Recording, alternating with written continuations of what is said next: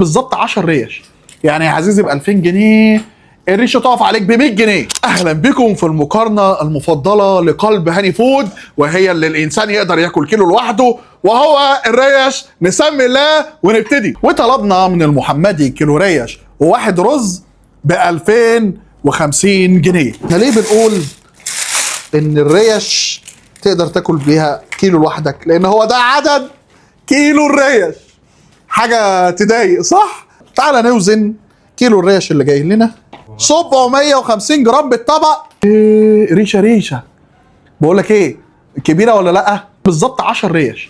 يعني يا عزيزي ب 2000 جنيه الريشه تقف عليك ب 100 جنيه. طعمها ملبن، وشعار اليوم الدنيا ريشه في هواك. بص طريان الريشه ونعمتها، منظرها ايه قدامك؟ 10 من 10. لو هقول لك قيمه مقابل سعر في الفيديو ده انا بضحك عليك. الريش لا تقيم. خش على اللي بعده. ومن عند المنوفي كيلو 1500. الثاني كان تيلو، وده ضاني. دي ضاني ازاي بردك؟ ما حجمها بص، ريشه الناس دي كوره قوي يا بابا. الريشه يا جماعه حته لحمه ما تستويش بسهوله، يعني مش اي حد يلعب ويعبي ويديله، لا ده الريشه دي ليها مزاج في التسويه. اوزن بنفس الطبق كام؟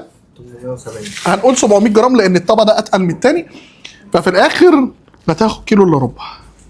هم هنا مسوينها على الابيض، بس انا اعتقد ان دي كمان بتلو، يعني اللي فاتت كانت بتلو، دي مش ضاني. هو مكتوب احنا طالبينها ضاني صح؟ بس ايه ده؟ ايه النزاهه اللي انت فيها دي؟ بقت بتلو بردك بس دهنتها فيها صح؟ باين؟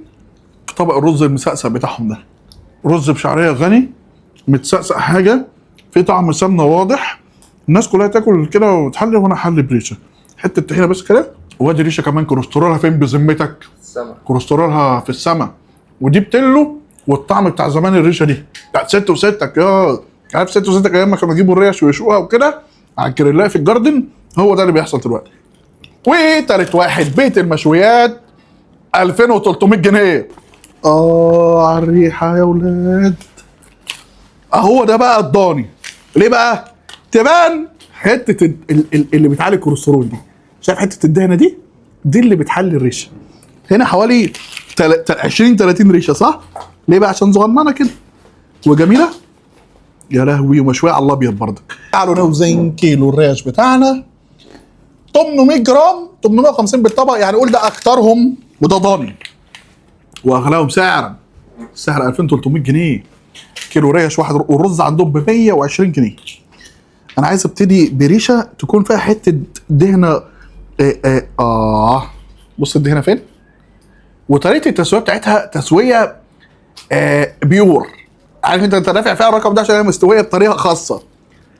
بأمانة الله حته ملبن سكر نزل في بقي. الدهنه اللي بره ممتعه. رز عادي اقل، يعني مش عارف ليه 120 جنيه حتى مش بتسقسق حاجه. يعني خد واحده كمان.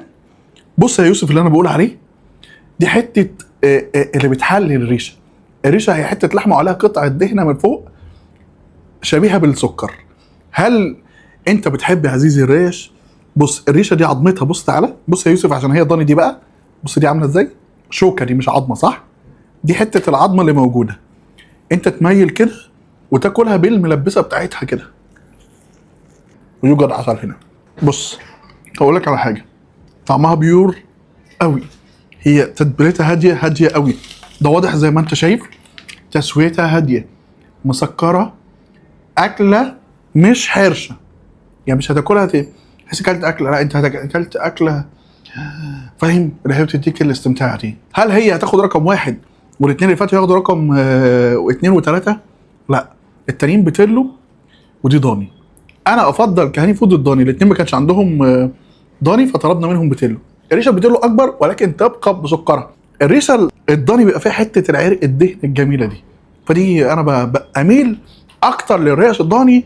محمد هنيدي كان بيميل للريش البتلو، كان بيروح مع بابا ريشه بتاعت زمان بتاعت ست وستك. دي حلوه ودي حلوه. ولو متابع الحلقه من الاول اكتب لي كان شعار الحلقه ايه النهارده في الكومنتات. سلام.